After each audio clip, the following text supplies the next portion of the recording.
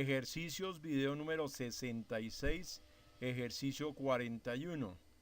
Aunque el cobre y el aluminio no son magnéticos, ¿por qué es más difícil que una placa de cualquiera de estos metales pase por los poros de un imán que una placa de cartón? Entonces, acordémonos que la señora está moviendo el imán dentro de la bobina, que la bobina genera un campo magnético que se opone al movimiento del imán, haciendo que la señora tenga que generar más fuerza. ¿Qué sucede si yo voy a pasar una lámina de cobre o aluminio que no son magnéticos? ¿Qué quiere decir eso? Eso quiere decir que si yo cojo un imán y se lo acerco al cobre, el cobre no se pega al imán, el aluminio tampoco.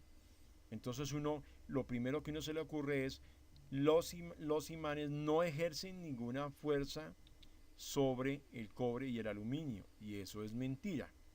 ¿Qué es lo que sucede? Sí hay una fuerza, pero no es tan grande como cuando es un pedazo de hierro o de acero, pero sí hay una fuerza de atracción entre el imán y la lámina de cobre y aluminio.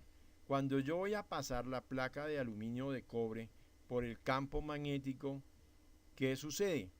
Resulta que sí se induce un voltaje en las placas, y ese voltaje genera una corriente porque es una placa cerrada, digámoslo así. Aparece una corriente y aparece un campo magnético que se opone. O sea, hay que acordarnos que hay una teoría que dice: el campo magnético que se induce siempre se opone al campo que lo está generando.